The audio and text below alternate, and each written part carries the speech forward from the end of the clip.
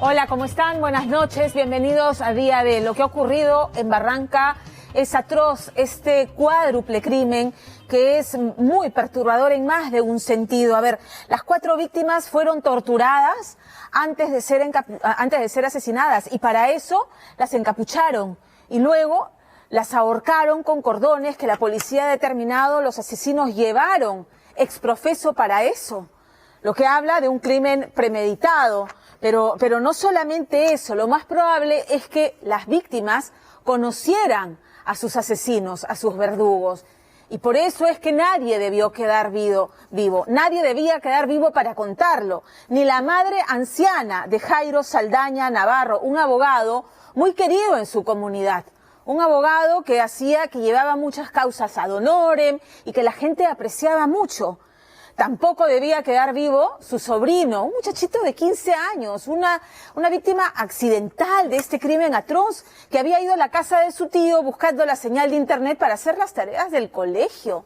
Tremendo, tremendo. Entonces, al inicio la policía descartó la posibilidad del robo. ¿Por qué? Porque los electrodomésticos estaban ahí, la computadora, digamos que las cosas visibles de valor no se les habían llevado. Luego, ya cuando hicieron una investigación más exhaustiva, encontraron que en el despacho del abogado se había rebuscado entre sus expedientes y además no estaba su laptop y se llevaron los celulares de todos. Algo hay en esos celulares y al día siguiente del crimen, desde el celular del doctor Saldaña, los asesinos o quienes se llevaron el celular o quienes lo tienen ahora en su poder empezaron a enviar mensajes. ¿Quién está detrás de este cuádruple crimen? Angélica Villegas tiene la nota.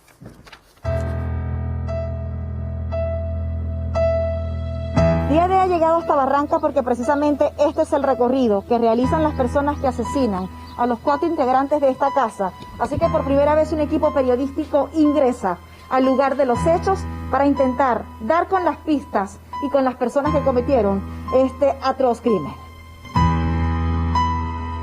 A casi una semana del cuádruple crimen, el único sobreviviente de la familia masacrada en la casa 810 de Barranca abre por primera vez las puertas de esta vivienda, donde por venganza su hermano, el abogado Jairo Saldaña, no perdonaron la tercera edad de su madre ni la adolescencia de su sobrino, torturándoles para sacarle la información que tanto buscaban ante un posible móvil económico que recae en alguien de mucha confianza para las víctimas. Tenía ciertas amistades, las invitaba a su oficina, conversaban y creo que por ahí de repente se filtró algo, pensaron algo que quizás mi hermano tenía bastante dinero. El interés por una fuerte suma disfrazada de una exuberante mujer le da además un tinte pasionalmente macabro a esta casa, donde la principal sospechosa habría dejado más de una huella. Fíjense cómo está el nivel del agua. ¿Qué más ocurrió en esta sangrienta vivienda donde nunca se escucharon los gritos de terror de los 4 miembros de su familia? Nunca jamás en mi vida imaginé que los iba a enterrar a todos en un solo día y como si fuera una caravana.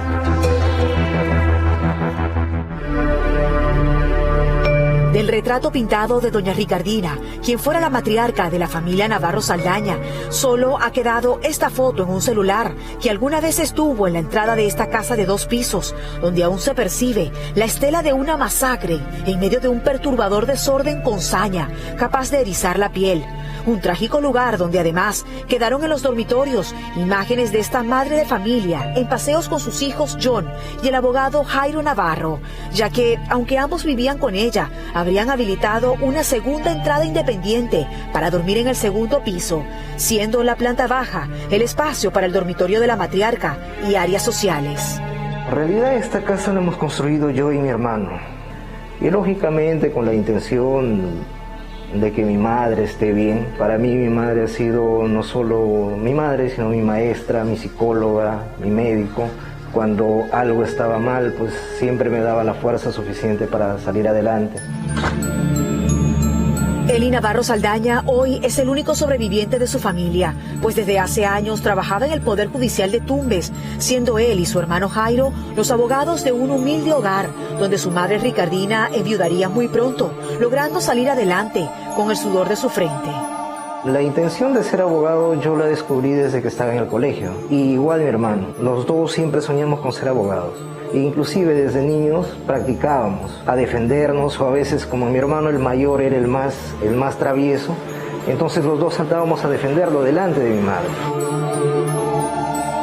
Entonces Jairo Saldaña Navarro se dedicaría, según su hermano y colega, a defender casos civiles, un área del derecho que no ameritaba ningún riesgo aparente, de no ser porque Jairo emplearía el primer piso de su propia casa como despacho, develándose un importante detalle que el único sobreviviente de la familia relata con suma cautela. Honestamente, mi hermano era más civilista y laboralista. Y lógicamente en esos casos laborales, a veces te cae un caso y cuando lo ganas te cae una cantidad regular de dinero. Eso ha sido el tema. A él aparentemente le cancelaron una cierta cantidad, confió mucho de ciertas personas y creo que por allí va el tema. En ese momento salta otro detalle revelador, el hecho de que cuando el abogado Jairo Saldaña, a sus 45, retira una importante suma de dinero para comprar un terreno, coincide con su debilidad por las jovencitas que no superan los 25, según versiones policiales. Mi hermano siempre era asequible con las personas y les dejaba ingresar a su oficina, conversaban, qué sé yo, hasta con amistades, amigas, amigos. ¿Cuál cree usted que fue entonces el error de su hermano? ¿Confiar demasiado? Confiar demasiado y darle confianza a personas que no debía darles. Entre ellas, señoritas que de repente venían por una asesoría de alimentos, temas así, y a veces se pasaba la línea de cliente a abogado. Efectivamente, el dormitorio independiente del abogado muestra mobiliario pasional que confirma sus episodios sentimentales con jovencitas a quienes casi le duplicaba la edad, una de ellas retratada en diferentes ambientes de esa casa, convirtiéndose en todo un debate por redes su procedencia y protegiéndose la identidad por ser menor de edad, según la policía. Pero tampoco podía obviarse que, como lo narraba su propio hermano, en alguna oportunidad Jairo llevó casos penales y ese también podía ser un factor de riesgo. En algunos titulares de prensa se ha deslizado la posibilidad de bandas que se hubiesen interpuesto en el camino de defensa de su hermano. Que yo sepa, mi hermano no defendía mucho área penal. El que me estaba especializando en área penal ha sido yo. Sería mentirle si le digo que sí o no, yo desconozco. Por esto de la pandemia no he podido venir, no solamente nos comunicábamos por celular. ¿En algún momento su hermano le comentó que había sido amenazado? No, muy por el contrario. La última vez que conversamos estaba de lo más jovial porque había celebrado su cumpleaños un día antes. Así comenzaría la cuarentena y en la casa donde vivía doña Ricardina con sus hijos Jairo y John, llegaría el hijo adolescente de John para quedarse unos meses con ellos. Esta era el área donde el adolescente que fue asesinado hacía sus tareas virtuales, ya que como él no tenía internet en su casa, él se muda para acá 6 meses. Me dijo, mamá, voy a estar allá, voy a estudiar. Me hubiese puesto a trabajar, hubiese puesto el internet, mi hijo no se hubiera ido para allá. Llegado el fatídico 15 de septiembre, la casa de los Navarro Saldaña se convirtió en el titular policial más espeluznante de Barranca. De acuerdo a las primeras versiones manejadas, llegado el lunes, la señora de la casa habría comprado pan pasada las 5 de la tarde y el abogado Jairo Saldaña Navarro incluso es visto por los vecinos cuando sale a botar la basura. Después de esto, 2 cámaras de seguridad imperceptibles en la zona, que estarían a 4 cuadras, se convertirían, según la policía, en la principal prueba de los sanguinarios visitantes que recibe la casa 810, donde residen los Navarro Saldaña, un material que actualmente está custodiado por la delicadeza del caso. Sí, tenemos 2 cámaras que han registrado, es así que ya tenemos conocimiento que a esa hora que ha sucedido el hecho delictivo, al inmueble se acercó un vehículo menor, ingresaron 2 personas. Estas 2 personas que ingresan serían una de sexo femenino y otra de sexo masculino. Son de sexo masculino, pero también manejamos la hipótesis que había otra persona al interior del inmueble que facilitaba el ingreso.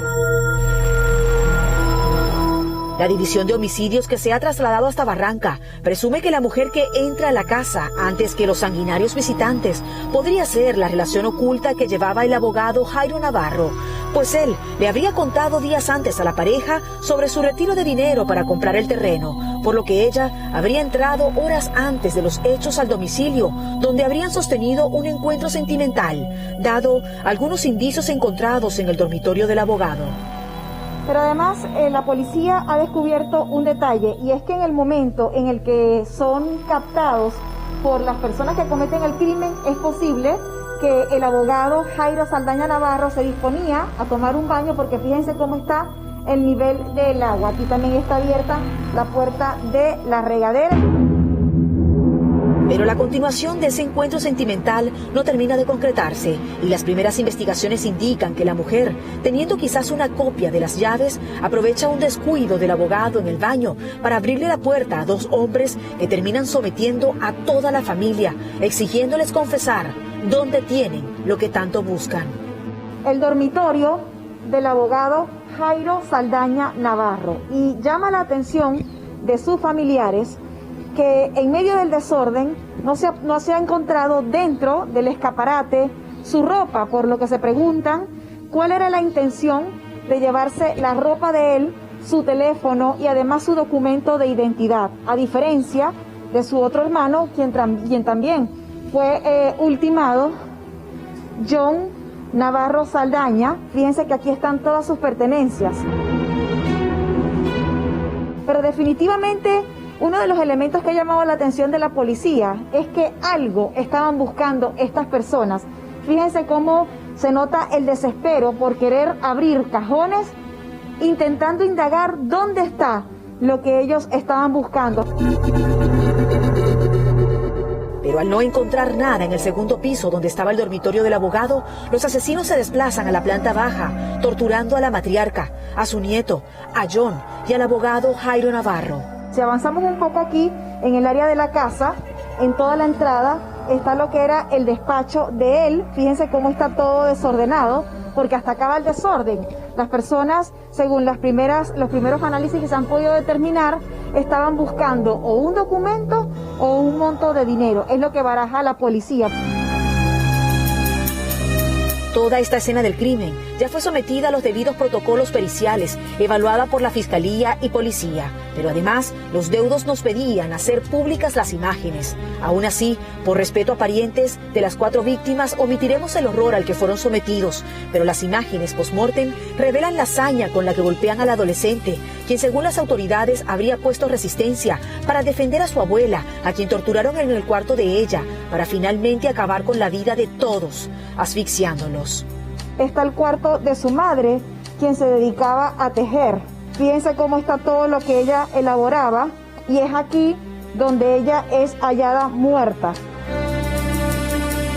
En el área de la cocina son encontrados los otros 3 cuerpos, el del adolescente, el de los 2 hijos de esta señora justo acá. Lo que se presume es que acá los torturan para poder obtener la información que necesitaban saber sobre el doctor Jairo Saldaña Navarro.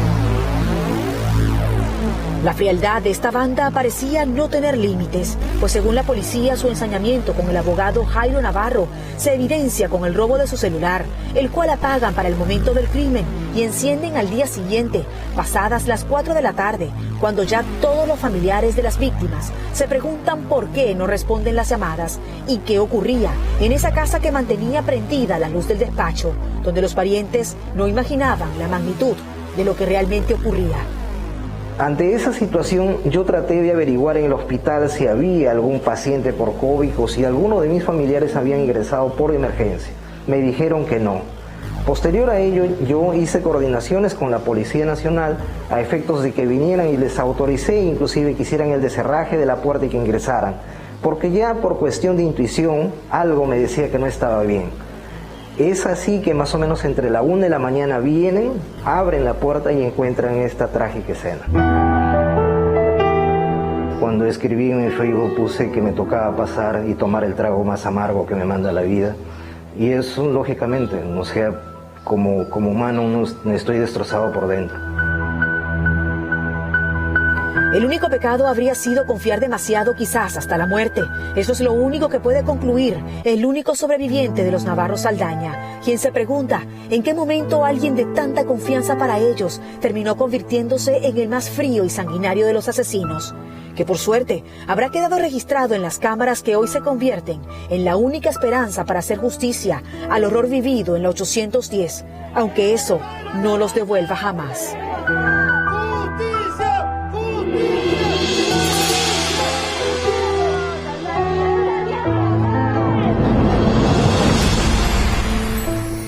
Y la nota que viene a continuación es descorazonadora y también indignante, a partes iguales.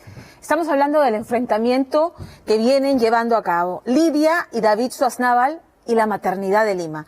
Algo así como un enfrentamiento entre David y Goliat, porque estamos hablando de una pareja humilde, sin recursos, que se está enfrentando a la paternidad de Lima, a la que denuncia de maltratarlos, de tratarlos con indiferencia, frente a la grave acusación que están haciendo, que Lidia y la bebé que dio a luz allí en la maternidad han sido contagiadas en la maternidad de Lima de VIH. Gravísimo, gravísimo.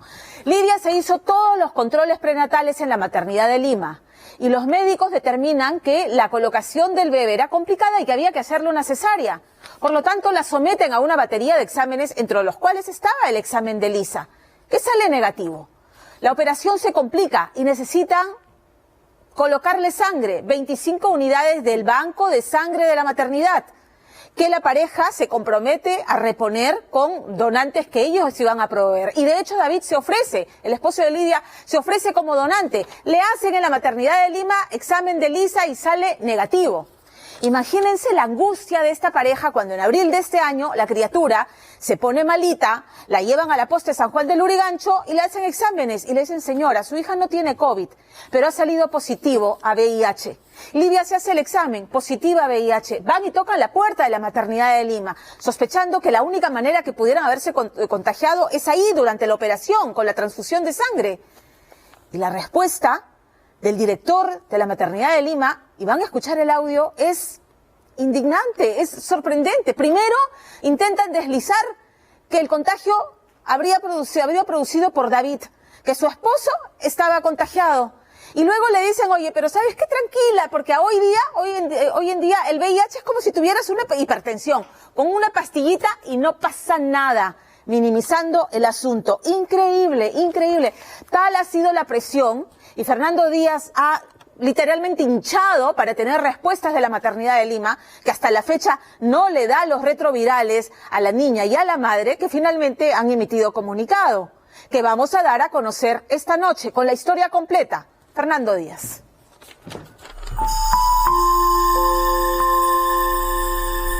En ese momento yo me quedé en shock, porque no podía creer que mi hijita tenía VIH. Me negaba, total me negaba. Y de tan solo pensar que mi hijita tiene VIH, me destrozaron la vida. Fue la peor noticia que recibí en toda mi vida. Lidia Rodríguez vive literalmente al filo del abismo, en lo alto de un cerro de San Juan del Lurigancho, donde la incertidumbre se hace más grande y el futuro de toda una familia está escrito bajo el estigma de un virus mortal de 3 letras que la asusta y la avergüenza. Mis vecinas se enteraron y yo tenía vergüenza, me agachaba la cabeza. Yo decía qué pensaban de mí. Y como usted sabe, acá en la sociedad pues son demasiado, en vez de apoyarte, te critican. Qué ironía.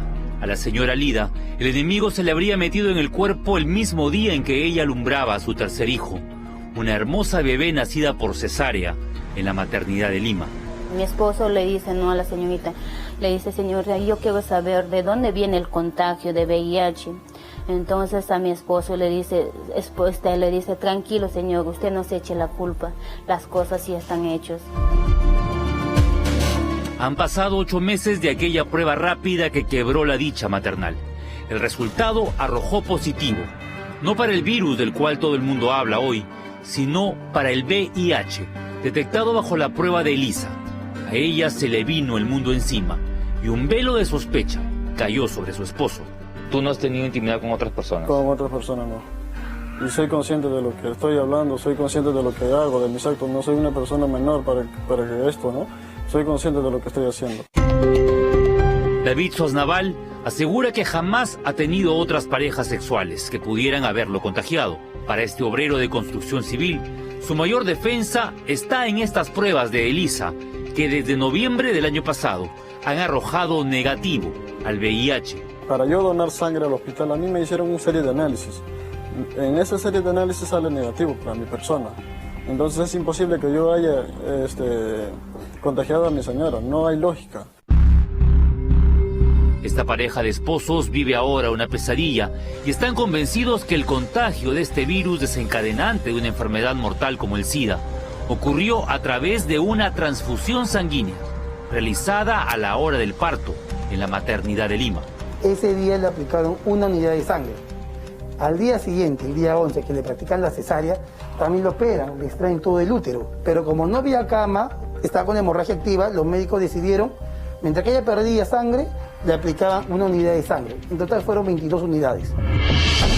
La Fiscalía ya recibió la denuncia penal por el delito contra la vida, el cuerpo y la salud en la modalidad de lesiones graves y que incluye al doctor Enrique Guevara, director de la maternidad, y a otros médicos que en un audio le dijeron a la señora Lida que el VIH era una enfermedad controlable comparada con la diabetes. Me dice, cuando tú tomas tu pastillita, normal vas a vivir. Esta enfermedad es como el diabetes, es controlable. Normal vas a hacer tu vida si tú tomas pastillas, así que no te preocupes por ese lado. No es que tampoco te vamos a curar, porque esta enfermedad no se cura, pero se controla muy bien, siempre y cuando se sigan los tratamientos y los controles. Ahora, la forma, cómo fue, bueno, eso queda, como dices ya. En todas las enfermedades pasa eso, siempre va a quedar la duda, no va a haber una cuestión certera, que diga, ahí me contagió. Sin embargo, ha sido tan grande la denuncia que a la fecha la maternidad no ha podido todavía demostrar que las 25 unidades salidas del banco de sangre y que fueron transferidas a esta humilde mujer no estaban contaminadas. Cabería una investigación, cabería que la señora tenga toda la información y que demande al establecimiento por esta situación, estos resultados, y de encontrarse las responsabilidades, cabería absolutamente una indemnización.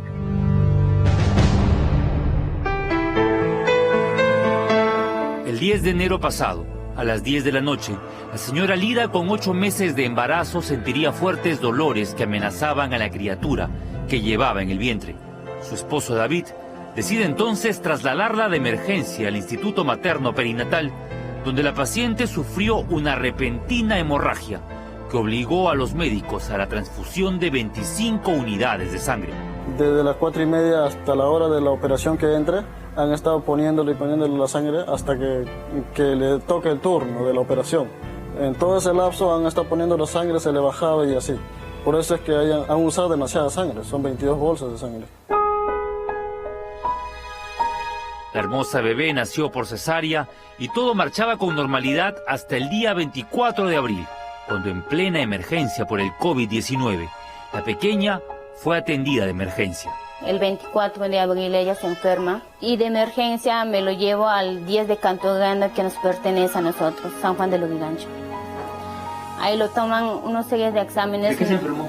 Ella se enferma de neumonía, porque no podía respirar, tenía tos seca. Me llevé de emergencia y en ahí me dicen que tenía sospecha de COVID. En el Hospital de Urgencias Pediátricas, los médicos le hicieron 3 pruebas rápidas y una molecular, y todas arrojaron negativo. Sin embargo, en uno de los análisis saltaría el resultado que dio un giro a sus vidas. Más que nada por mi hijita, porque ella recién empieza su vida a vivir y no es justo que me lo desgrancien la vida. Prácticamente me han matado en vida. Estoy muerta en vida.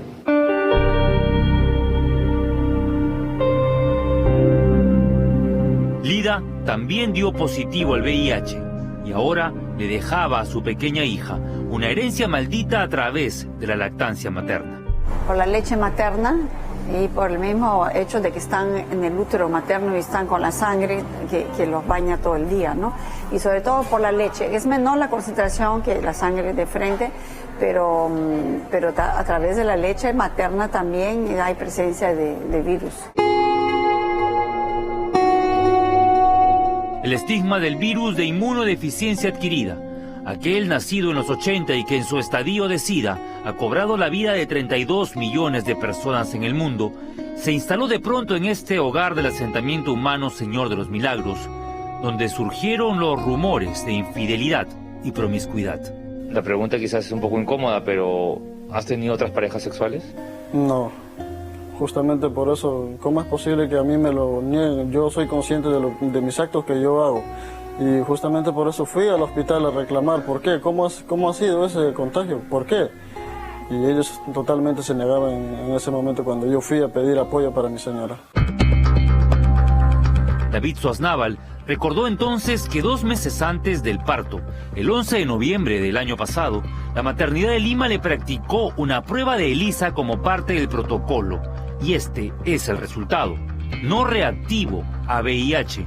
Si la señora Lida, un día antes del parto, también dio negativo al examen, ¿cómo es posible que saliera contagiada después de dar a luz? Suponemos nosotros que no están haciendo un buen tamizaje de la sangre donada. También suponemos nosotros que también los reactivos puede ser que estén vencidos. Lo que tenemos que tener en cuenta también es que hay periodos ventanas. Y el periodo ventana es el momento en que no hay una suficiente concentración de virus en la sangre del donante para ser captado o determinada. Entonces, a pesar de ello, siempre hay este riesgo, ¿no? Por eso que también se hace una serie de preguntas al donante. Pero las cosas no quedaron ahí. Cuando pidieron una explicación a las autoridades de este instituto materno, donde se atienden miles de mujeres de los sectores menos favorecidos, la respuesta fue nuevamente sindicar a David como el responsable. Yo tengo audios que la doctora Maritza Pérez me lo decía a mi persona, que yo fui y probablemente que yo soy el causante del contagio. La única manera que tú vayas a contagiar a tu bebito es a través de tu sangre. Ahora el problema es cómo te contagiaste tú. Y te digo en 3 maneras, ¿no? La de madre-hijo, las otras 2 formas es con las visitas. Porque nosotros también hizo transfusión de sangre medio diciendo el año pasado. De ahí salió negativo, tendrán que... Claro, él hasta ahorita está negativo. Pero mira, el 90 y tantos % es por relación. Yo sé en mi conciencia que no fue así. No fue así. Por eso, como hubo la transfusión, hubo más de 22 bolsas de sangre para mi señora. Es evidente que es ahí el contagio. Una persona portadora del VIH debe someterse de por vida a tratamientos a base de retrovirales, fármacos modernos que reducen la carga viral. Sin embargo, la maternidad de Lima tampoco ha asistido ni a la señora Lida ni a su pequeña hija con la entrega de las medicinas.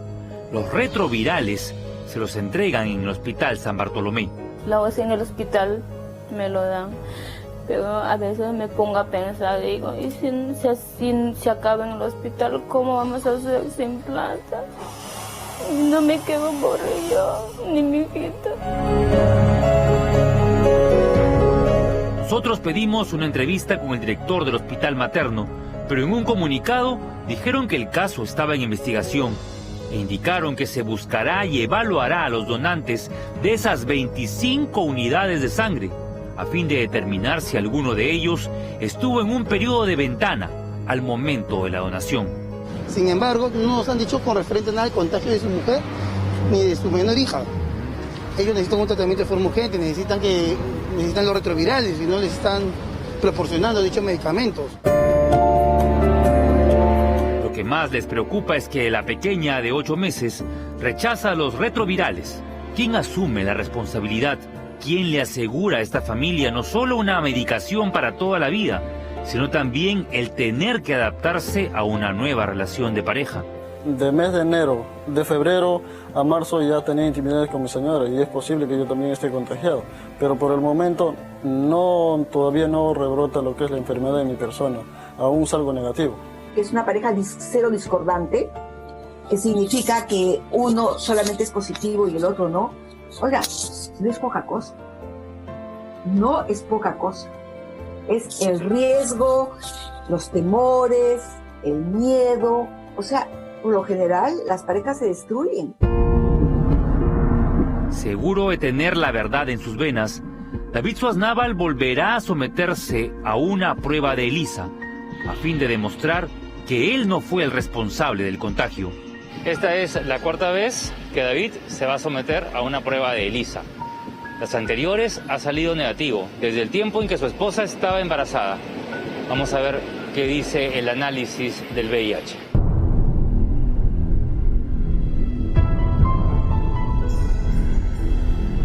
En segundos se tomaron las muestras y en pocas horas tendremos el resultado.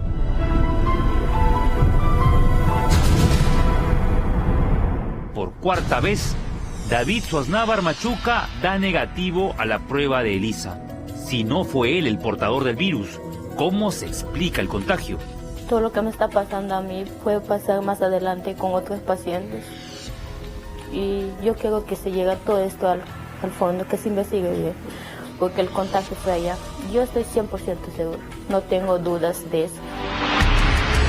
La defensa ha pedido una indemnización para Lidia y su hija, que ya se suman a los 70.000 peruanos que utilizan retrovirales y que gracias a ellos tienen calidad de vida. No se trata de que haya esperanza en las medicinas, se trata de vidas inocentes que no entienden cómo fueron a parar a este fallo positivo.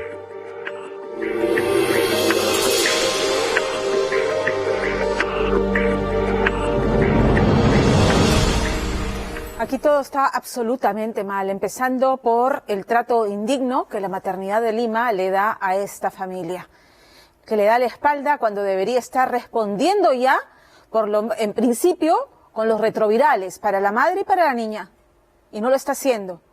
Y hemos escuchado al director de la maternidad admitiendo que David no tenía VIH, los exámenes se los hizo ahí, pero sin embargo diciendo, el 90 y tantos % de los casos se producen por contagio por relaciones sexuales, ¿no? Y minimizando el tema del contagio de la bebé y la madre.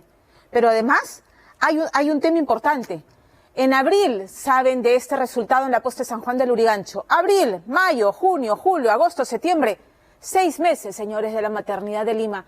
¿Cómo es que en 6 meses no han logrado ya hacer el tamizaje de las 25 unidades de sangre que le transfundieron a Lida el día de la operación?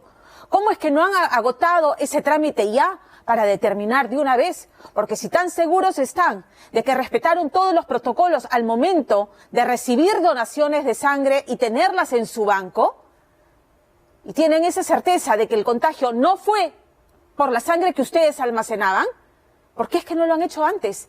Y le siguen dando la espalda a una pareja humilde. David se acaba de hacer una prueba con nosotros y nuevamente sale negativa. Señores de la maternidad de Lima, no hay derecho que ustedes maltraten de esta manera a una pareja que dio a luz en sus instalaciones, que recibieron sangre de su banco de sangre, con pruebas realizadas en sus instalaciones y que han dado negativos antes de la operación. No hay derecho. De momento, todas las pruebas que la pareja aporta apuntan al que el contagio habría sido con ustedes. Demuestran lo contrario y mientras ello ocurre, lo que corresponde es que asistan a esta pareja.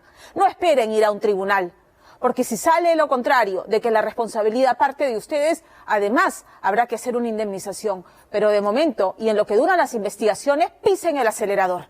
Y mientras ello ocurre, muestren más humanidad. Esto solamente me deja además pensar, Dios mío, la gestión de los grandes hospitales, todos enfocados en el COVID y dejando al resto de los mortales en el Perú a la buena de Dios. Porque si esto pasa en la maternidad de Lima, no quiero pensar que pase en otros hospitales. De terror, de terror. Y de terror es lo que ha ocurrido en Saña también. Nos vamos hasta Saña, hasta Chiclayo. Yo siempre digo, lo he dicho acá en Día D, cuando la autoridad, que es la llamada a protegernos, ¿no es cierto?, actúa con negligencia, entonces la verdad es que esa autoridad se convierte en cómplice del victimario, en cómplice de sus crímenes. Así de claro, lo digo con todas sus letras, porque a ver, vean lo que ocurrió en la comisaría de Saña. Una madre, en Chiclayo, una madre toca la puerta de la comisaría y les dicen, tengo la sospecha de que mi hija ha sido abusada sexualmente por un hombre que le dobla la edad. Y la respuesta inaudita de la comisaría es, mire señora, la verdad es que usted si quiere vaya y que le haga el examen médico legista, pero señora, la desalientan primero a sentar la denuncia, le dicen, pero señora, ojo, que si el examen médico legista sale negativo, la demandada podría terminar siendo usted. Vaya para su casa nomás, vaya para su casa, porque son solamente sospechas. Increíble, esta madre, su corazón de madre no se equivocaba. Insistió, tocó puertas hasta que logró sentar la denuncia. Se hace el examen médico legista que confirma que esta criatura de 13 años había sido violada sexualmente y contra natura. Increíble. Muy bien, para ese momento ya la niña había confesado lo que había ocurrido, señalando al mototaxista Hugo Cosío Alvarado, que le hacía las veces de chofer a la madre en el negocio que tenía. Reclama a la policía, señores, ya actúen, está identificado, el hombre es este. Ay señora, qué pena, no lo podemos detener porque no lo hemos sorprendido en flagrancia. No procede de la detención. Increíble, increíble. Luego, esta madre hace su propia investigación y descubre que en esa misma comisaría de Saña, este mismo sujeto tenía otras 2 denuncias, intento de violación y acoso sexual contra menores de edad. Otras 2 madres que, como ellas, se estrellaron contra la desidia de los policías de la comisaría de Saña. Asqueroso, pues, ¿qué les puedo decir? Asqueroso. Bueno, este sujeto, Cosío Alvarado, para la policía, ahí en Chiclayo, es inubicable. Ay, no sabemos dónde está. Pero ha sido pescado rondando la casa de su víctima. Y hay videos para demostrarlo. Todo el reportaje de Angélica Villegas. Este desgraciado que aún continúa en la esquina de mi casa. A esa moto que se aparece en la imagen es la mototaxi de este sujeto, que está al acecho en todo momento, prácticamente esperando que la niña en cualquier momento salga, me imagino, para que pueda interceptarla. El pulso de esta madre tiembla al tener que grabar para dejar la prueba de cómo Hugo Cosío, a quien denunció por abusar sexualmente de la hija de ella a sus 13, no solo sigue libre, sino que la ronda cual fiera salvaje en esa misma mototaxi donde le desgració la vida a la menor, esperando captarla nuevamente en venganza por haberlo acusado de violación. Hugo Alberto Cosío Alvarado, tú abusaste sexualmente de mi hija, actualmente sigues acosando, rondando mi domicilio. ¿Qué esperas? ¿Asesinar a mi hija? Yo pido justicia para que este desgraciado se vaya preso. Asombrosamente, pese a las pruebas, el también aspirante a la policía, Hugo Cosío, ha logrado librarse de la justicia, aunque existen 2 menores más que también lo acusan de actos contra el pudor, ante la mirada indolente de la comisaría y la fiscalía del distrito de Saña, en Chiclayo. Entonces él lo comienza a decir que mi niña le gustaba, le dice, tú me gustas, le dice así, tú me gustas, y entonces le comienza a tocar, ¿no? Hugo Alberto Cosío acosaba a mi hija, le mandaba mensajes de contenido sexual, ni siquiera le importó que era una niña menor de edad.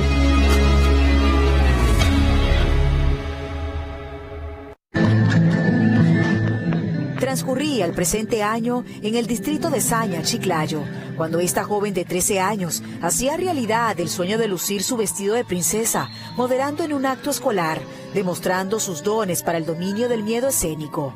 Definitivamente una adolescente que congelaría sus metas llegada la cuarentena para ayudar a su madre, quien para sobrevivir a la crisis de la pandemia crearía una pequeña bodega en casa, coincidiendo esto con la llegada a sus vidas del hermano de un vecino entrañable llamado Hugo Cosío Alvarado, de 23 años. ¿De qué manera se acerca a tu casa y comienza a frecuentarlos a ustedes, Hugo Cosío Alvarado? Este sujeto se me acerca y me dice, me brinda su número telefónico, me dice que me puede hacer las carreras por seguridad y todo. Él me tendría que llevar y traer de Cayaltí, que es un pueblo cercano a Saña. Inclusive la mamá en una instancia también vino y me dijo, bueno, mi hijo, para que te hagan las carreras, tú sabes, estamos en época del COVID, te puedes contaminar, de repente él subirá varias movilidades. Él habló con mi esposo también, ¿no? El cual estuvo de acuerdo, ¿no? Me dice, él te lleva y te trae, ¿no?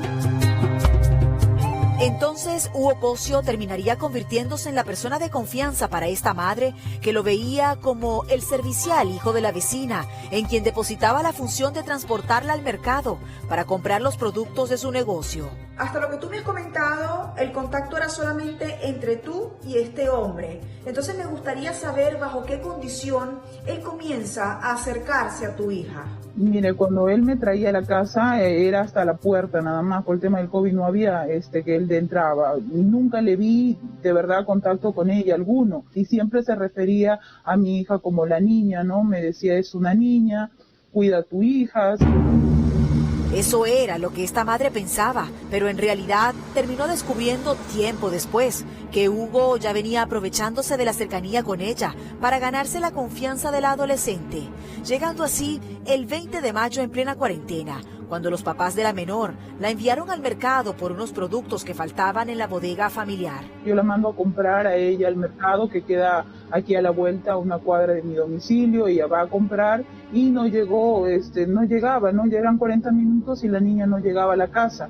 Es ahí como todos hemos salido a buscarla a ella desesperados, ¿no? Mi padre le llama porque ese día lleva mi teléfono y pues le llama y le dice, ¿dónde estás? Entonces ella le dice, ya estoy regresando. Llega a la casa y estaba muy callada, ella no dijo absolutamente nada. Cuando después salgo yo a la puerta de mi domicilio y siempre este sujeto estaba en la esquina. ¿Notas algo extraño en ella físicamente que llamara tu atención? Sí, todos le preguntamos. Yo la noté nerviosa, me evadió la mirada, estaba llorosa, los ojos estaban rojos y yo empecé a sospechar, ¿no? ¿Qué podía estarle pasando? Presintiendo lo peor y viendo cómo el shock de su hija coincidía con la ansiedad de su chofer, revela que lo llamó diciéndole una mentira para sacarle parte de una terrible verdad que éste escondía y que le confesó a medias. Como un león, como usted va al zoológico y ve un león que está caminando de un ambiente, va de allá a acá, entonces yo lo noté así, como nervioso, como ya cambiado. Entonces yo empecé a decirle, ¿no? ¿Qué pasó? Oye, ¿a dónde te llevaste a mi hija? Yo me arriesgué. Es ahí donde él me declara que sí, efectivamente sí la había subido a su moto. Él me pidió disculpas, me dijo, bueno, discúlpame, yo solo quise ser amable contigo. Eso me dijo, pero eso no es amabilidad. Yo me molesté con él muy fuerte, tuvimos una discusión por teléfono. Y yo dentro le comento esto a mi padre y él automáticamente me dice, vamos a llamar a la comisaría, vamos a llamar a la policía, porque no es posible que este sujeto con qué atribuciones se toma para subir a la menor a la moto. Guiada por ese sexto sentido que tiene toda madre y consciente que su chofer le había hecho algo a la menor, esta mujer decide reportarlo a la comisaría de Saña, donde la policía habla con su hija, recibiendo una inexplicable respuesta. El técnico Salas viene al domicilio y habla con ella, y al final de la conversación con el técnico Salas es donde él le dice, estaba hablando de amor, ¿verdad? Y ella asumió con la cabeza que sí. Entonces el policía me pide a mí su número y llama a este sujeto en la comisaría y me dice a mí que debo de creer en mi hija, porque si ella me dice que no ha pasado nada, yo debo creer en su versión de ella y no debo de denunciar, porque si ahorita yo llevo a tu niña al médico legista y sale negativo, el señor Hugo Alberto Cosio Alvarado te va a poner una denuncia por difamación. Según lo que me has comentado otras cámaras, este hombre tenía en la comisaría 2 denuncias. Una por intento de abuso sexual y otra por acoso. Con la de tu hija era la tercera. ¿Por qué tanta apatía por parte de la comisaría como tú misma me lo has descrito? Él estaba postulando para la Policía Nacional, siempre quería estar, entonces como jugaba, estaba ahí, y este señor siempre anda con ellos. Hasta ese momento, la menor no revelaba nada. Y asombrosamente, aunque la comisaría de Saña ya tenía en su sistema otras 2 denuncias por actos contra el pudor que recaían sobre Hugo hacia adolescentes que parecían ser su debilidad, las autoridades se hicieron los sordos ante esta tercera denuncia, llenando de miedo a la madre de la víctima, a quien no le permitieron acusarlo formalmente. Aún así, ante un juez, esta mujer logró orden de alejamiento contra su chofer, pero este a los pocos días comenzaría a acosarla a través de estos textos.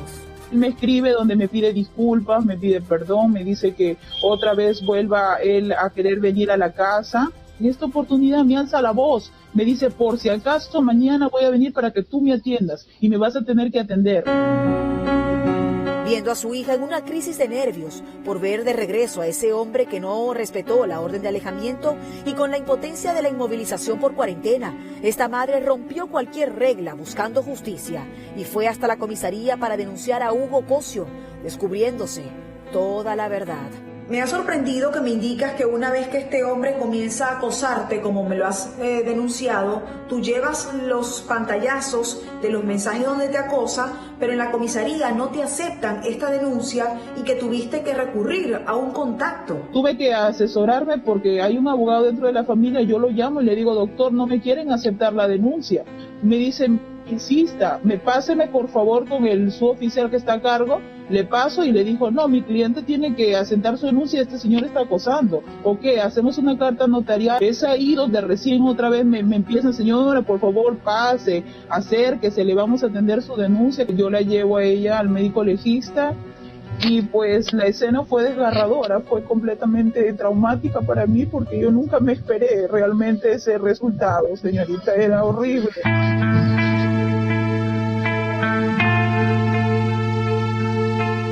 Ese resultado concluyó de que había una defloración, que mi hija había sido abusada de una forma horrible. Mi hija se quiebra en un llanto completamente. Mi mamá me obligó, yo no quise. Con un examen médico legista que describía situaciones tan crudas que merecen ser omitidas, la niña terminaría revelándole a su madre que Hugo Cosio la interceptó el día que iba al mercado, engañándola de ayudarla a llegar más rápido al lugar. Ella me cuenta que se fue al mercado, yo le mandé a comprar ese día y ella de regreso, este sujeto estaba con su mototaxi y le dijo a ella, sube, te voy a llevar a tu casa. Entonces ella ha subido, traía el celular en la mano y este sujeto le dice, te he mandado una solicitud en Facebook, puedes aceptarme y te he mandado un mensaje muy bonito. ¿Me vas a llevar a mi casa? Sí, te voy a llevar a tu casa, sube. Cierra por favor las puertas. Ella confiada cierra las puertas de la moto y empiezan a poner él a todo volumen la música. Entonces ella concentrada en el teléfono, en el celular, viendo la solicitud de este tipo, la moto empieza a avanzar. Cuando ella se da cuenta, la moto está estacionada. Ella dice, ¿dónde estoy? Y la moto estaba toda cerrada. Él se sale del asiento y viene hacia atrás. Y dice que le coge el cuello. En ese momento le ha cogido del cuello, le ha apretado. Le ha dicho, ahora tú tienes que colaborar, porque si tú no colaboras, yo te voy a matar. En ese instante ha torcido sus manos hacia atrás por debajo de su cuerpo. Y con una mano que le agarraba y le hacía lo peor que usted puede pensar que le ha hecho. Y mi hija gritaba, dice, yo no podía soltarme, mamá, mis brazos, yo no podía defender. La abrazaba duro, hubiera querido que me pase a mí o a ella realmente. Fue desgarrador toda esta situación, sentí frustración, ganas de querer hacer lo peor. Era mi hija, mi niña, la persona que trae al mundo para que viva feliz.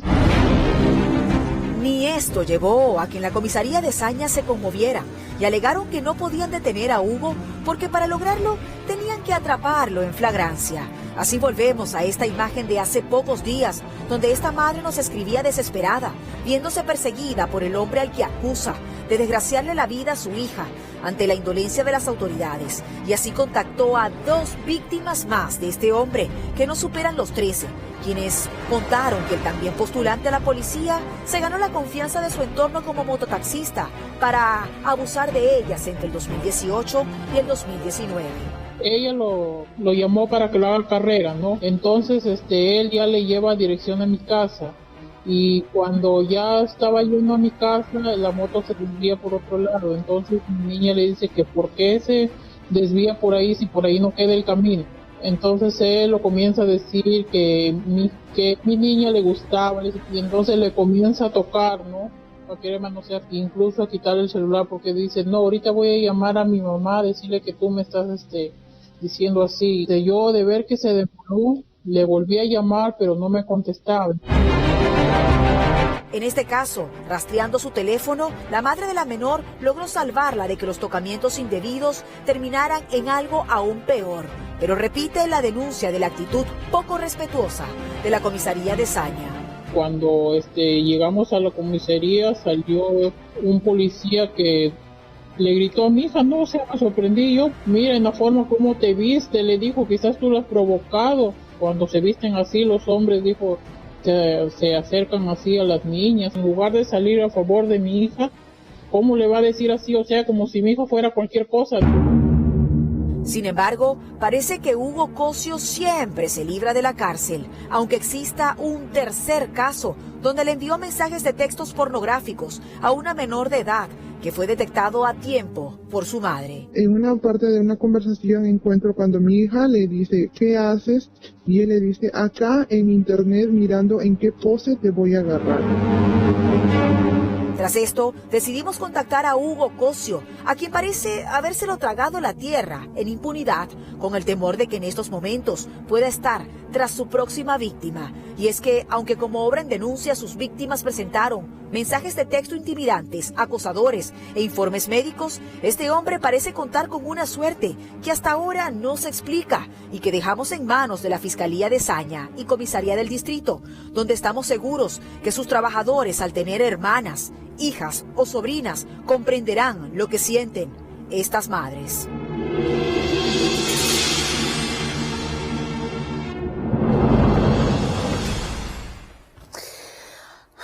A ver, la exhortación al ministro del Interior.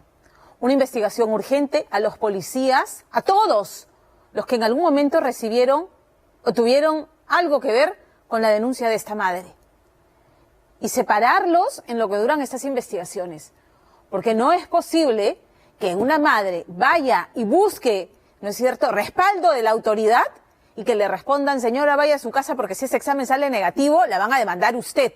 Qué flojera hacer mi chamba. Vaya nomás, ¿no? Cuando esté segura de que a su hija la han violado, regresa y sentamos la denuncia.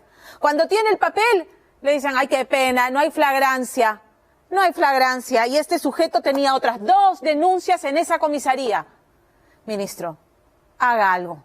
O sea, no está bien que los policías estén calentando el asiento en la comisaría, haciendo un malentendido espíritu de cuerpo con un sujeto en lo que va del reportaje de Angélica Villegas, por lo menos 3 denuncias de violación sexual, de acoso sexual, de tocamientos indebidos. Un sujeto, Hugo Cosio Alvarado, que está inubicable para la policía, no sabemos dónde está, no lo podemos capturar, pero que ronda a una de sus víctimas, una niña de 13 años. No está bien. No queremos policías calentando el asiento. No queremos policías protegiendo delincuentes. Queremos policías haciendo la chamba que saben bien hacer. Esta semana hemos reportado cómo se enfrentan a balazos con delincuentes que roban en minimarkets, usan los drones. Cuando hace bien las cosas la policía, los aplaudimos de pie. Los aplaudimos. Pero cuando hacen cosas como estas, sí, pues se lo decimos en su cara. No sean sinvergüenzas. Hagan su chamba. Hagan su chamba. Tenemos que hacer una pausa, pero quiero invitarlos a votar, porque ya está en nuestra cuenta de Twitter la pregunta de esta noche para ustedes, el escándalo swing, y con eso vamos a regresar.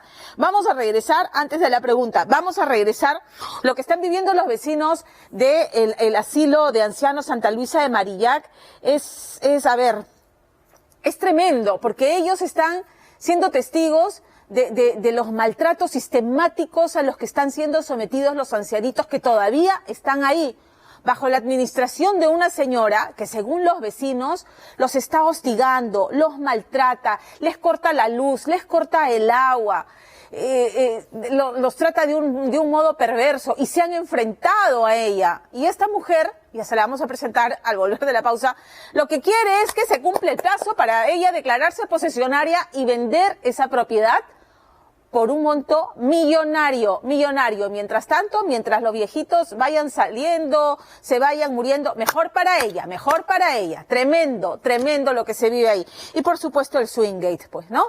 El presidente mal parado ha terminado todo esto, porque la vacancia no es un respaldo a su versión ni a su gestión.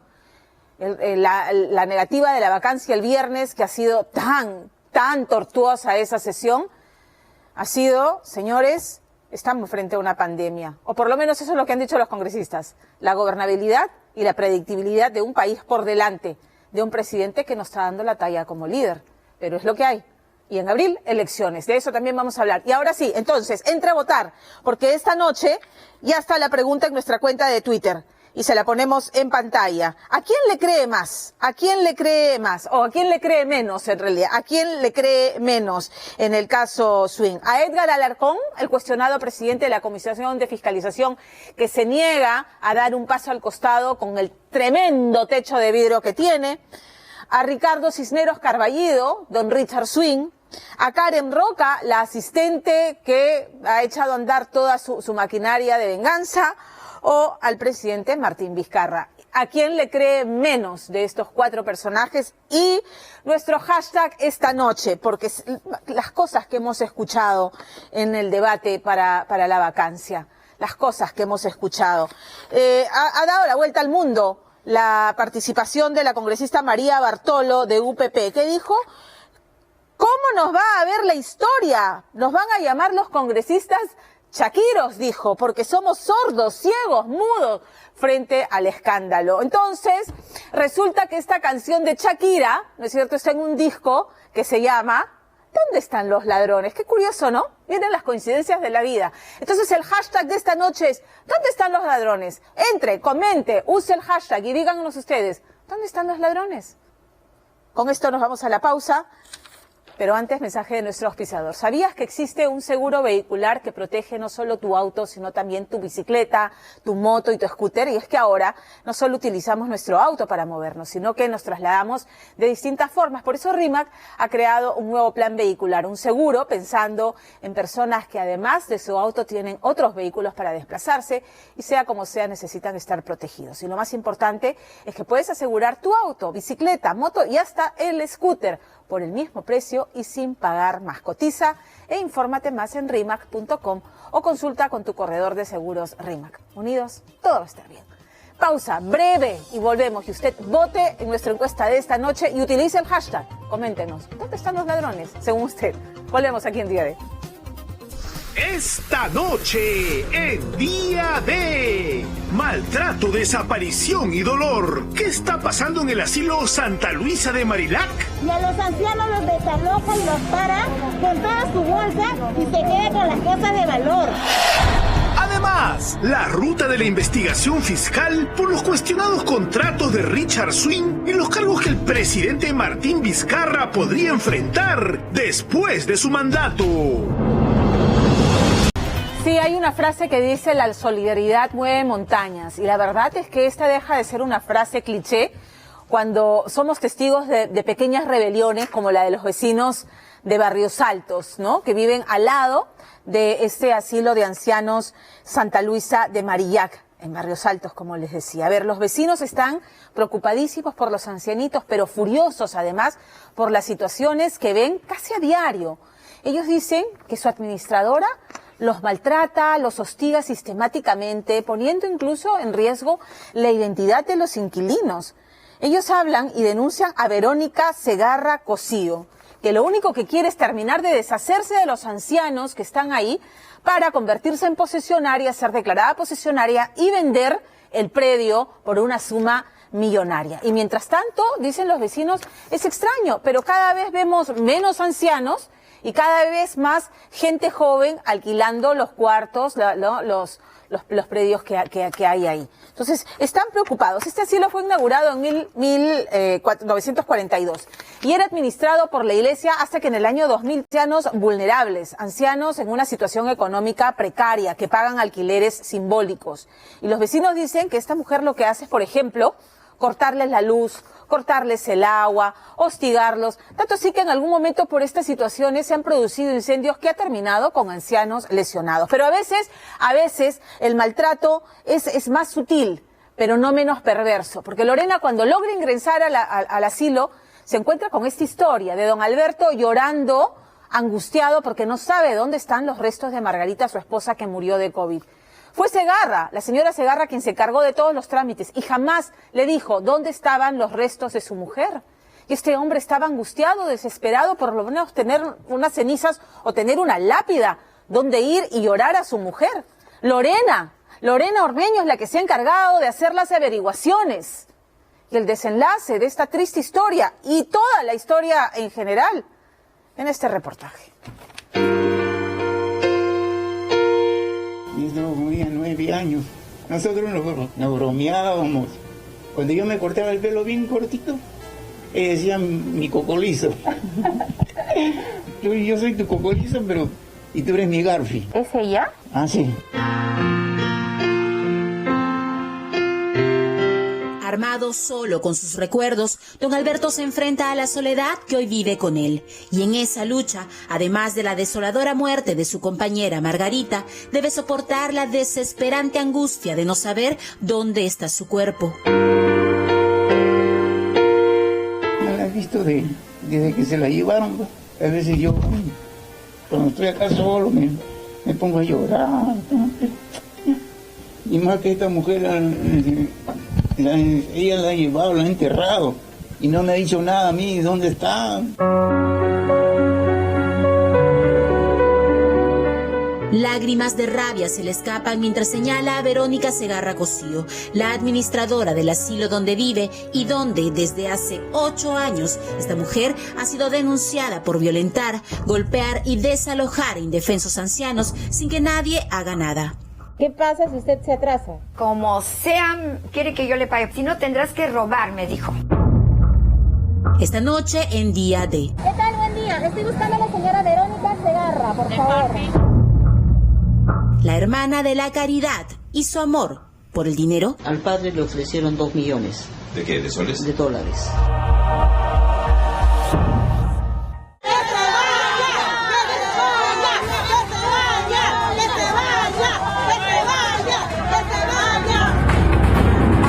Indignación se respiraba el último miércoles en la puerta del asilo de ancianos Santa Luisa de Marillac de Barrios Altos. Los vecinos exigían la expulsión de la administradora, a quien acusaban de maltratar y hasta desaparecer a ancianos que por décadas han vivido allí. El barrio sabe que ella alquila los cuartos a 500 soles, 400 soles, porque ella lucra con eso. Y a los ancianos los desaloja y los para con toda su bolsa y se queda con las cosas de valor. Esto no es tu quinta, no es de tu propiedad, este es un asilo para los ancianos, no es para ti.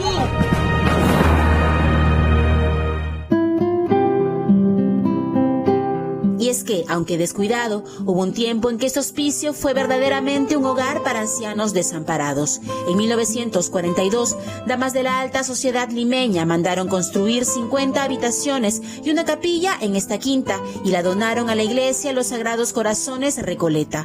Durante 70 años, Santa Luisa de Marillac cobijó a adultos mayores que pagaban una pensión simbólica hasta que, dicen, la nueva administradora cambió todo.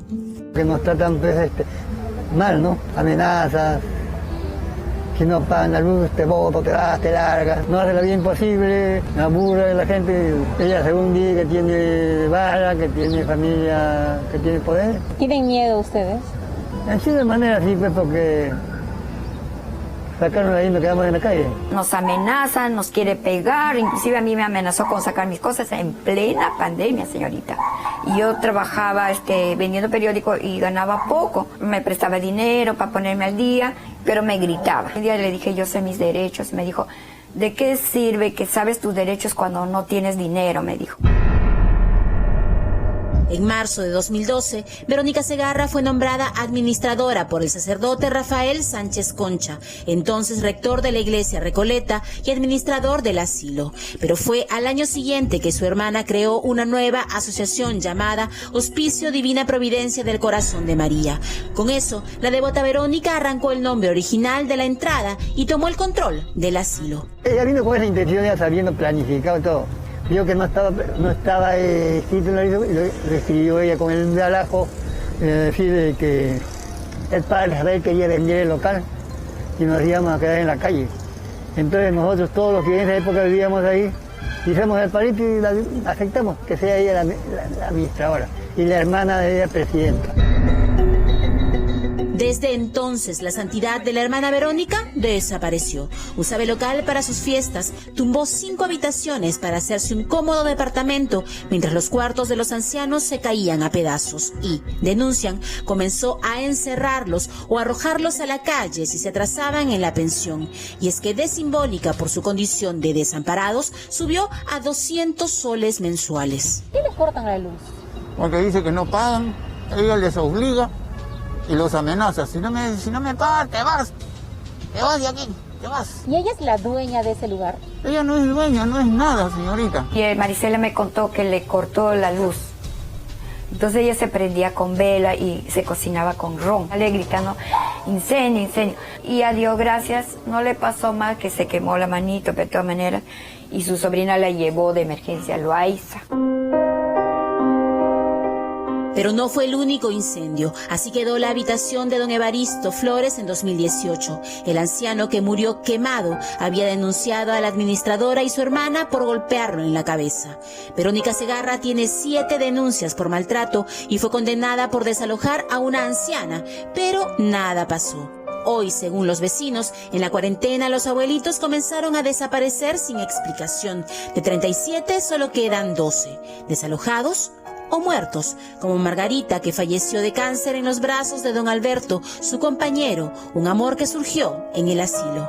Y ella me dijo, yo me voy a hacer cargo. ¿Y de ahí? Y de ahí hasta ahorita no sé nada. ¿Usted no pudo rezarle un Padre Nuestro a su pareja? ¿No pudo despedirse? ¿No la vio en un cajón? ¿Ni sabe si la cremaron? No. ¿No sabe nada? Nada, señorita, nada. Le rezo, lloro, ¿no? Así, en las noches, ¿no? Y ¿dónde estás? ¿Dónde estarás? Y hasta ahora nada, no sé. Y ella me dice que la del DNI se la hago a la ministra de la Mujer. ¿Dónde está el cuerpo de Margarita? ¿Fue cremado, enterrado, donado o lanzado a una fosa común?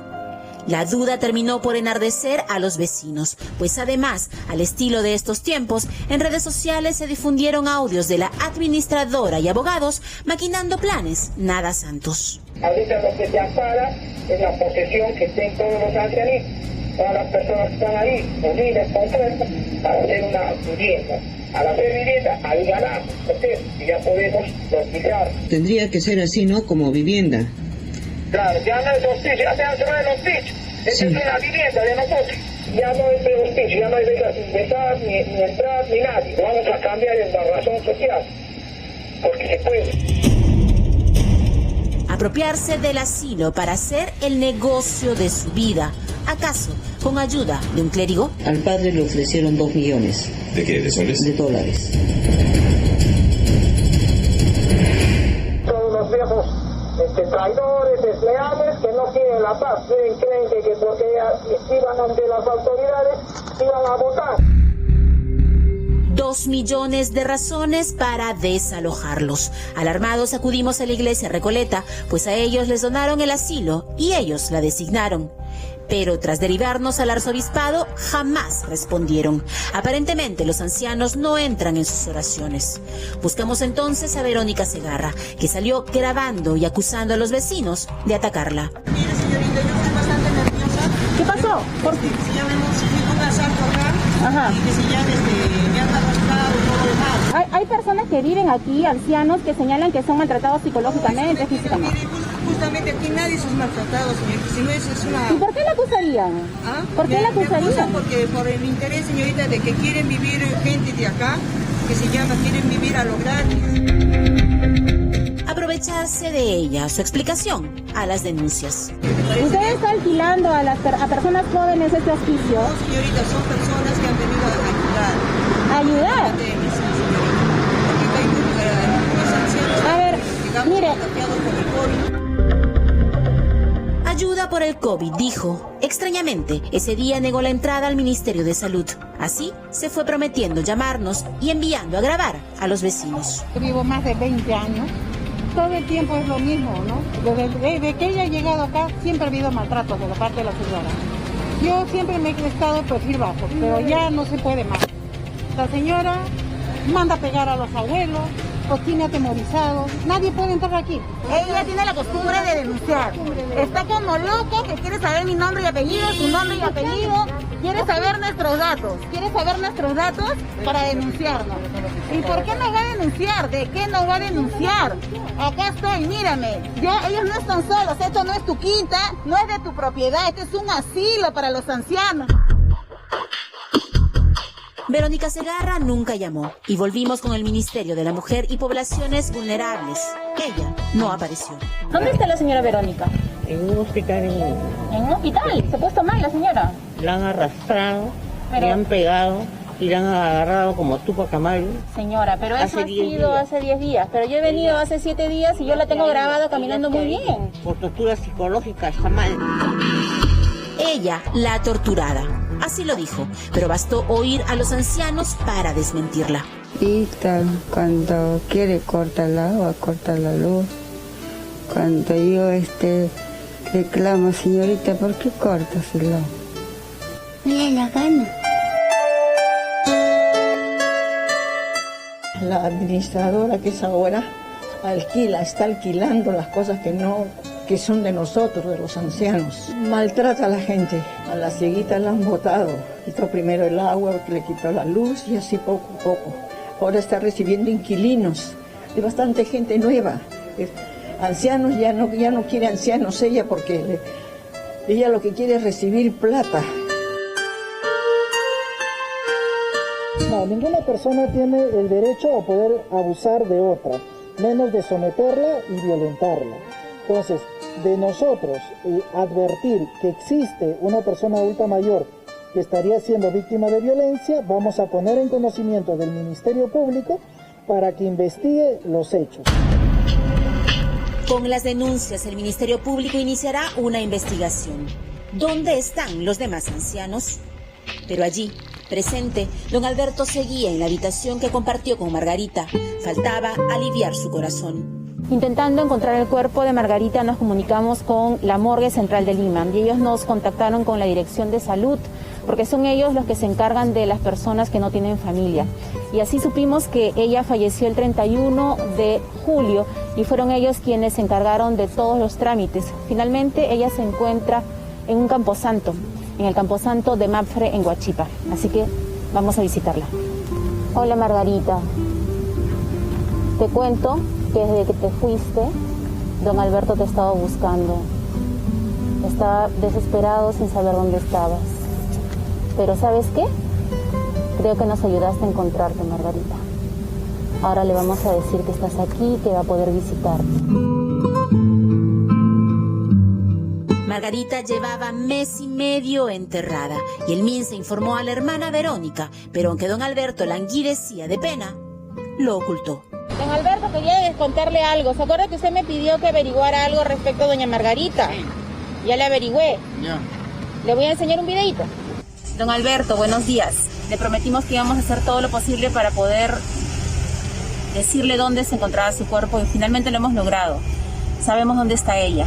Esta es la tumba de Margarita, mira.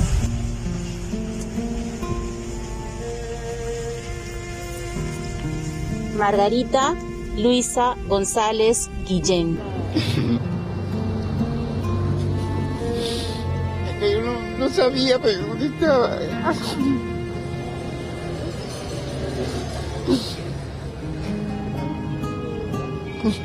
Margarita Luisa González Guillén. El amor de su vida. Ajá. Ellos suponían que usted le habían informado.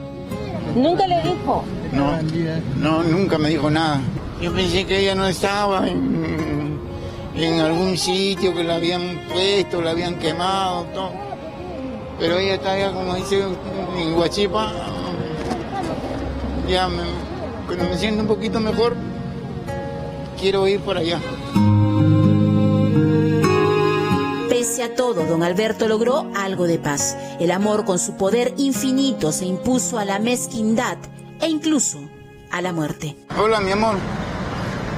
Ya te voy a visitar pronto, mamita linda. Te quiero mucho.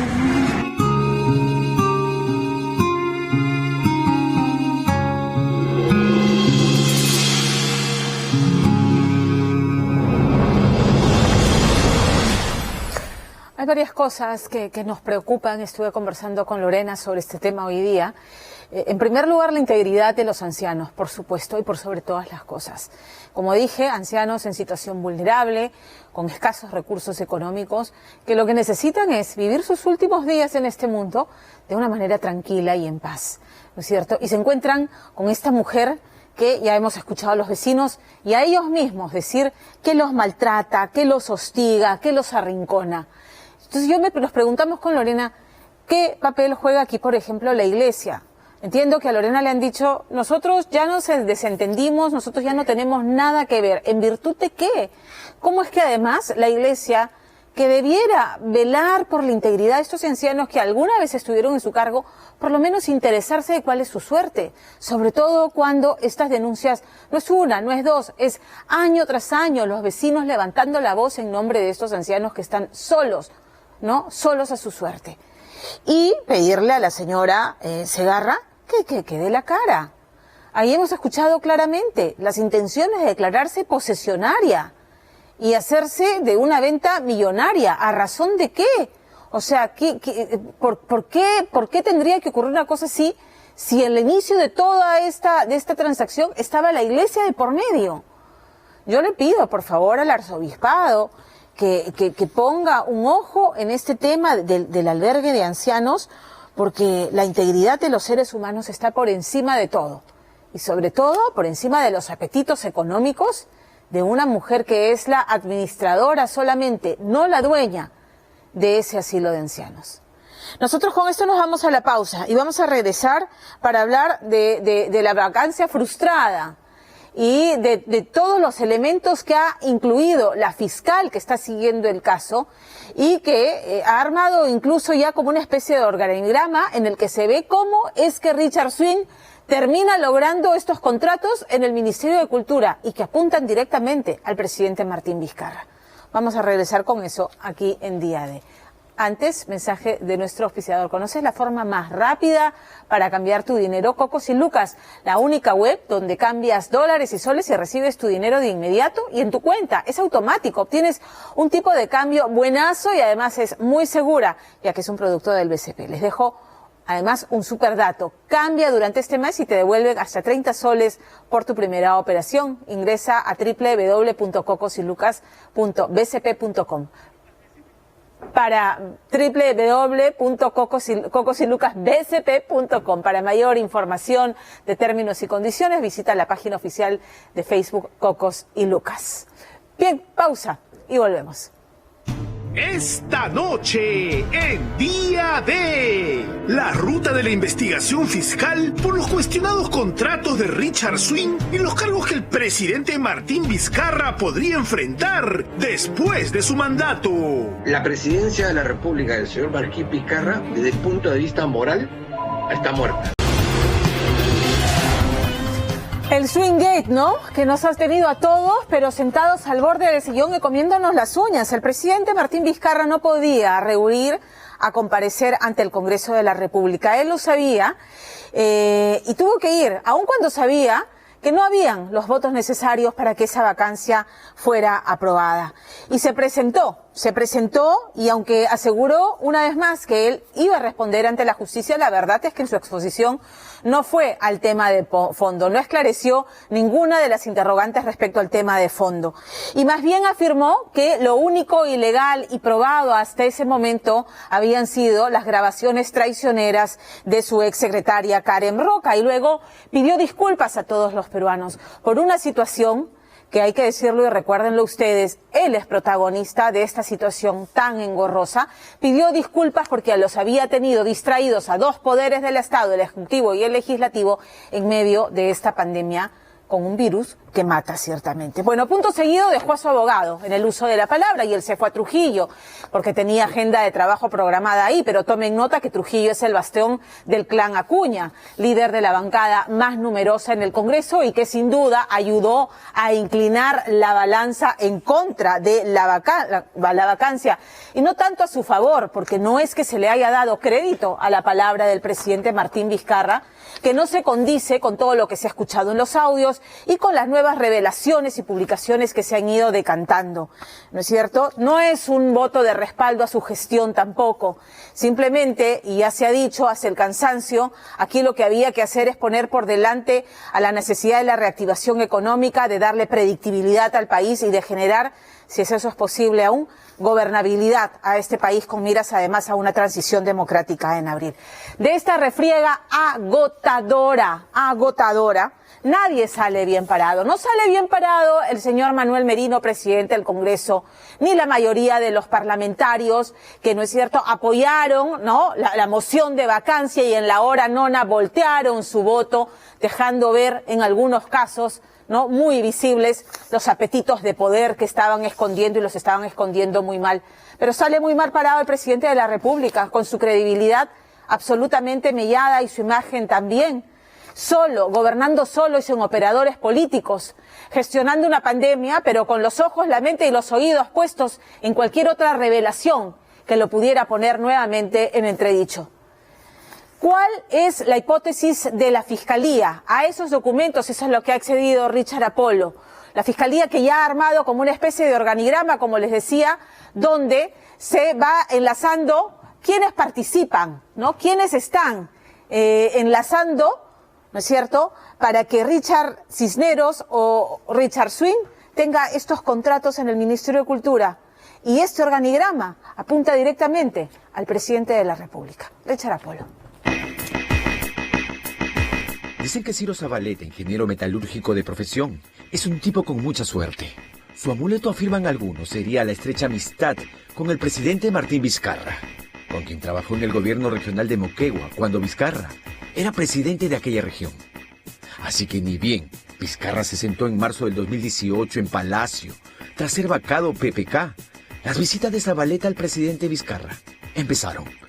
Hasta que 5 meses después, el 1 de agosto del 2018, Zabaleta se convirtió en el director ejecutivo del Programa Nacional de Saneamiento Rural, un cargo que ocuparía hasta julio del 2019. Pero antes de irse, Zabaleta, escuché bien, habría devuelto el favor presidencial del trabajo en el Estado, al parecer nombrando a Jorge Mere Vidal, expareja y padre de la hija de la ahora exsecretaria de la Presidencia de la República, Miriam Morales Córdoba, como asistente en comunicaciones en el Programa Nacional de Saneamiento Rural. Una red de favores, ¿no?, donde hay toda una pirámide de respaldo a todas las personas que trabajaron con el presidente Vizcarra en el gobierno regional de Moquegua. Esto no es una empresa privada, es una entidad pública, es el despacho presidencial donde se toman las decisiones supuestamente más importantes para el país. Y es que el favorcito recibido por Miriam Morales, al ser el padre de su hija, nombrado en el Estado, habría sido por la diligente, entre comillas, labor de Morales Córdoba, actuando, todo apunta, como puente entre Palacio de Gobierno y el Ministerio de Cultura, en la contratación de Richard Cisneros o simplemente Richard Swing.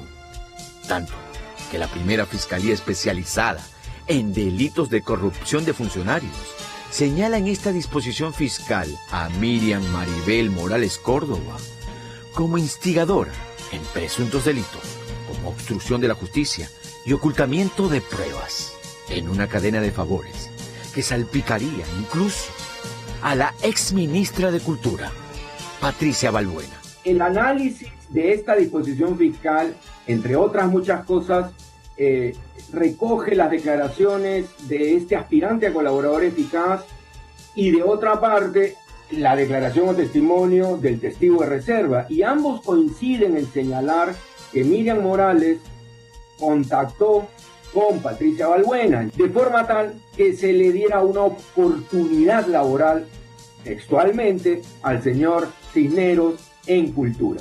La presidencia de la República del señor Martín Vizcarra, desde el punto de vista moral, está muerta. Y desde el punto de vista político, ha perdido lo central, que es su legitimidad.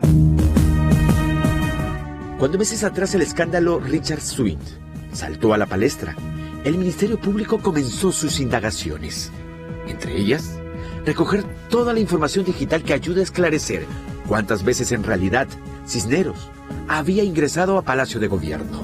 Fue entonces que tras una pericia de análisis digital forense, los expertos informáticos del Ministerio Público lograron, escuche bien, recuperar 27.420 correos electrónicos de los años 2017, 2018 y 2019, que inútilmente habían intentado ser borrados. No solo encontraron 7 correos donde se solicita la autorización de ingreso de Richard Cisneros a Palacio, sino además se encontró que el primero de esos correos data del martes 19 de diciembre del 2017. Autorización solicitada por Karen Alexandra Rocaluque. Por inconducta indecorosa, se le llevó a cabo juicio político a Richard Nixon y a Bill Clinton. Pero, ¿cuál era esa conducta indecorosa? Mentir, engañar, ocultar la verdad. Este es un caso idéntico. Ha negado reiteradamente conocer a Richard Swing, ha negado tener algún grado de participación en la contratación de esta u otras personas, y parece ser que la Fiscalía ya tiene indicios, o eventualmente hasta pruebas, que demostrarían que eso no es cierto. Es decir, que el presidente le ha mentido al país. Un dato. Al día siguiente, es decir, el 20 de diciembre del 2017, Vizcarra, quien entonces era embajador de Perú en Canadá, había llegado aquella madrugada al Perú en medio de un pedido de vacancia contra PPK para el Ministerio Público. El 19 de diciembre sería el primer acercamiento de Richard Cisneros con Vizcarra, buscando, a como dé lugar, un puesto laboral en el Estado. Pero ojo, Swing no quería cualquier trabajo. Según la declaración de un aspirante a colaborador eficaz, apoyado en los registros de ingreso al Ministerio de Cultura, el 12 de julio del 2018, Richard Cisneros se reunió con el secretario general del Ministerio de Cultura, Jorge Antonio Apoloni Quispe, afirmando que venía de parte del presidente de la República, Martín Vizcarra. El aspirante colaborador dijo además ante la fiscal que Cisneros Carballido quería ocupar un cargo de confianza, ganar 15,000 soles, tener secretaria, una oficina propia, celular, viajar al interior del país y grabar un video musical. El secretario general es como el gerente general de una empresa. Se reúne para hechos importantes, vela por la política y la ejecución de la política institucional de cada sector. No puede, pues, estar atendiendo a los recomendados de un alto funcionario del despacho presidencial para devolver favores, pues. O sea, perdónenme, eso realmente es vergonzoso.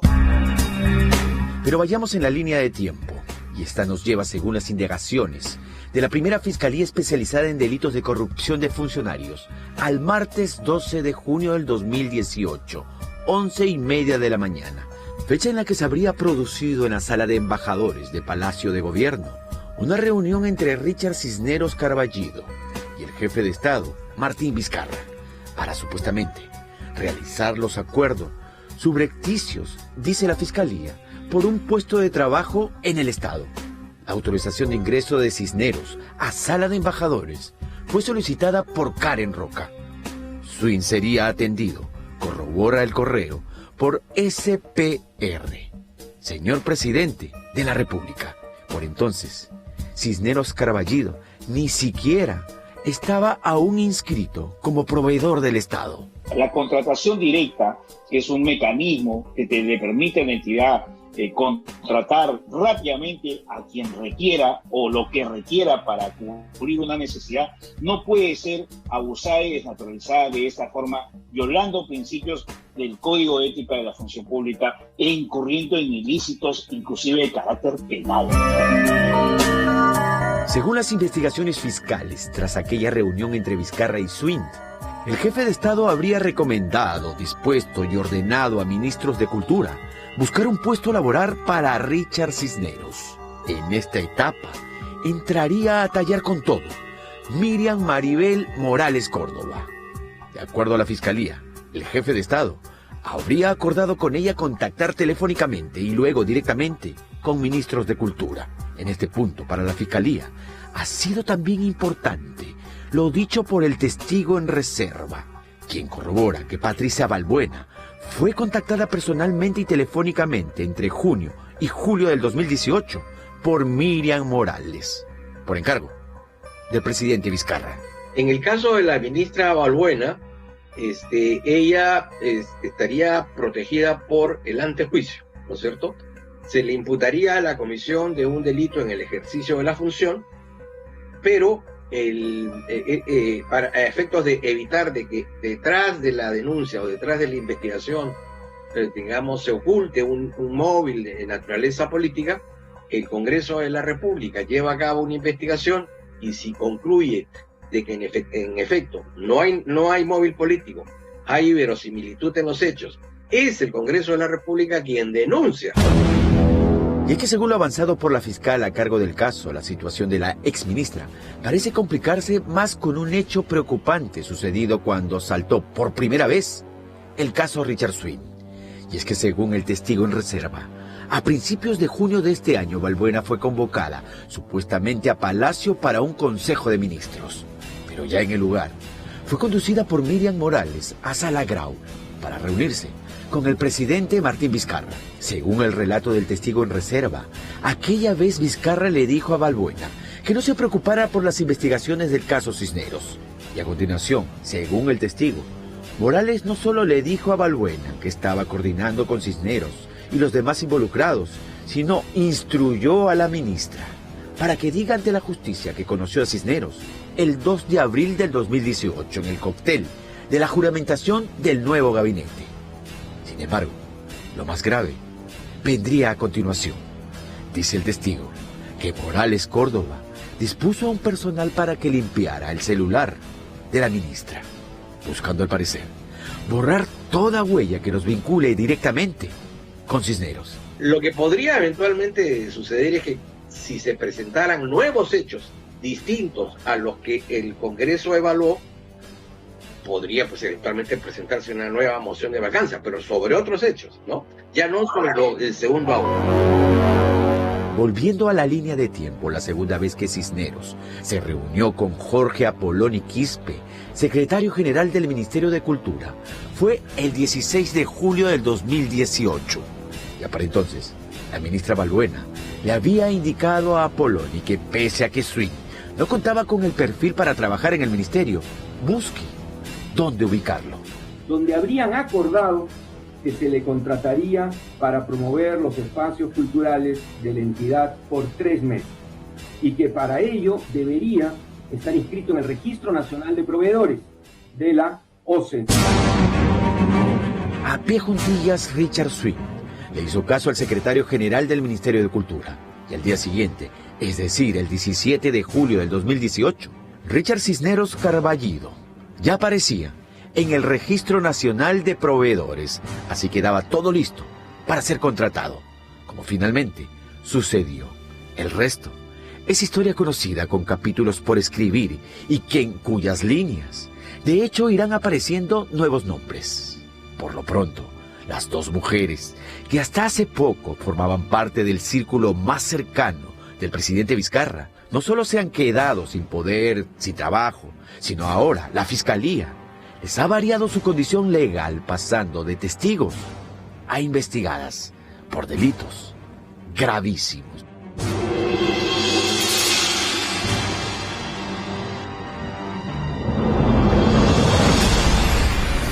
Mal haría el presidente Martín Vizcarra interpretar que la negativa a la vacancia del día viernes ha sido por respaldo a su gestión o a su palabra.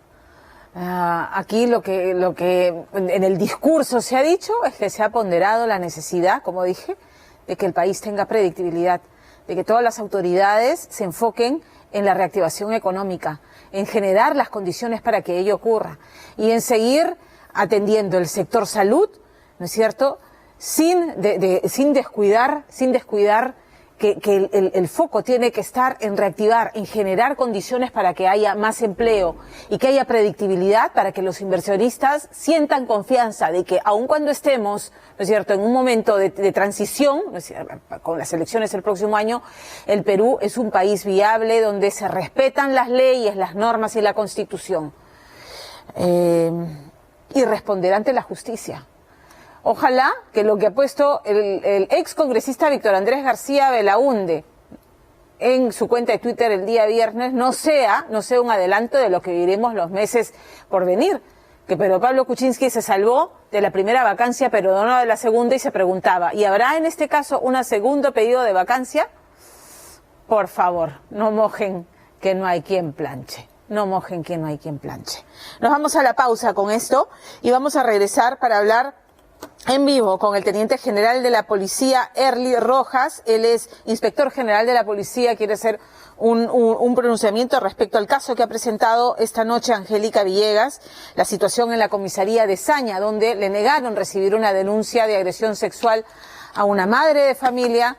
Finalmente confirma el hecho, tiene el examen médico legista, pero le dicen: lo siento, no hay flagrancia, no podemos detener a este sujeto que además es postulante a la escuela de la policía. Vamos a regresar con eso, pero antes les cuento que al consumir colágeno el cuerpo asimila una pequeña porción de este y el resto lo elimina. Biosil tiene una molécula patentada en Europa y Estados Unidos que reactiva las células de tu cuerpo y hace que genere su propio colágeno. Existe una enorme diferencia entre tomar colágeno y generarlo. Biosil tiene más de 10 estudios clínicos que ha sido la revolución en Estados Unidos. Vas a ver beneficio en huesos, articulaciones, en el cabello, en la piel, en las uñas. Pide Biosil, generador avanzado de colágeno. No dejes que te lo cambien, de venta en todas las boticas y cadenas de farmacias a nivel nacional. Nos vamos a la pausa y volvemos aquí en Día D. Esta noche Angélica Villegas hizo una denuncia gravísima respecto a la actuación de los policías de la comisaría de Saña en Chiclayo. Una madre que fue a sentar denuncia por la agresión sexual sufrida por su hija y policías que la desalentaron a hacerlo. Pero además, una vez que tienen los medios probatorios de esta agresión sexual contra una niña de 13 años, esta misma madre denuncia que los policías le dijeron: bueno, qué pena, no hay flagrancia, no podemos detener a este sujeto que en esa misma comisaría tenía otras 2 denuncias igualmente gravísimas contra el honor y la sexualidad. Así que tras esta denuncia se ha comunicado con nosotros el teniente general Erly Rojas. Él es inspector general de la policía, está al aire con nosotros vía telefónica y le damos las buenas noches. General Rojas, buenas noches. Muy buenas noches, Pamela. Quería decirte con respecto a la denuncia que ha sido propagada por tu medio de comunicación. Nosotros inmediatamente tomamos acciones y quiero decirte, dentro del marco de la política institucional tenemos bien enmarcadas cuáles son las acciones que tenemos nosotros, y es por ello que la oficina de inspectoría inmediatamente ha actuado y hará las acciones previas relacionadas a esta denuncia, que no vamos a permitir ningún tipo de estos hechos. Al contrario, nosotros tenemos todas las facilidades y las puertas abiertas de la policía para este tipo de denuncias. Me alegro de escuchar eso, yo lo sé, y así como mencioné en mi comentario final que aplaudía la labor que hacen los policías que ponen el pecho y a balazos se agarran con delincuentes, lo hemos visto esta semana, nos llama la atención casos como estos que son tan sensibles. Hablamos de una criatura de 13 años que ha sido violada sexualmente y están las pruebas. Esta investigación que van a iniciar supone detectar a los policías que estuvieron vinculados al caso para qué medidas tomar. Mire, con respecto a eso yo le puedo decir, todos estos lineamientos que tenemos están marcados dentro de los lineamientos de política y trabajo del sector interior. Y le ratifico y como le digo, nosotros seremos duros, drásticos e inflexibles en este tipo de faltas que se puedan cometer. Y usted se puede ver a través de los actos que hemos cometido y públicamente. Y menos personas que quieran postular e ingresar a nuestras filas, a esta gloriosa Policía Nacional de Perú. Ok, entonces eso respecto a Hugo Cosío Alvarado, que es la persona a la que se está buscando y que debería comparecer y ver qué medidas toma la Fiscalía si es que pide prisión preventiva para este sujeto según las pruebas que hay. Pero respecto a los policías, ¿qué medidas se toman cuando se abre una investigación de este caso? ¿Qué ocurriría con ellos? Nosotros empezamos con unas investigaciones de acciones previas y de acuerdo a ello evaluamos y les aplicamos el reglamento de la tabla de infracciones de acuerdo a nuestro reglamento de régimen disciplinario. Es en la parte administrativa. ¿Y qué establece este reglamento? ¿Estos policías podrían, en lo que duran las investigaciones, ser separados hasta determinar responsabilidad? Como le digo, por supuesto. ¿Sí? Yo no quiero adelantar opinión porque estamos en un proceso de investigación, pero eso sí que le digo de que vamos a ser transparentes y le debemos conocer el resultado de estas investigaciones. General Rojas, le agradezco mucho, nos devuelve la tranquilidad y renueva la confianza que debemos tener y que tenemos en la policía, de que cuando hay indicios de que no se ha actuado de acuerdo a los protocolos que usted ha mencionado y de acuerdo a las funciones que deben cumplir a la policía, que se toman inmediatamente acciones. Muchísimas gracias. Muchas gracias a usted y lo único que le puedo decir es que ratificamos nuestro compromiso con el ciudadano, el niño, el adolescente y a toda la familia, que ustedes tengan la plena seguridad y confíen en su Policía Nacional. General, muchísimas gracias. Apuntamos al mismo objetivo. Gracias. Buenas noches. Bien, nos vamos a la pausa aquí en Día D, pero regresamos con el resultado de la encuesta porque ustedes han votado. Hoy le preguntamos en quién de los 4 principales personajes involucrados en el Swinggate, ¿no? En el caso de Richard Cisneros, que le cree menos. Y ahí estaban el señor Alarcón, presidente de la Comisión de Fiscalización, el presidente Martín Vizcarra, Ricardo Cisneros y la señora Karen Roca. ¿Qué respondieron? Con esos resultados volvemos después de la pausa, pero yo los dejo con lo que podrá ver mañana en La Reina del Flow.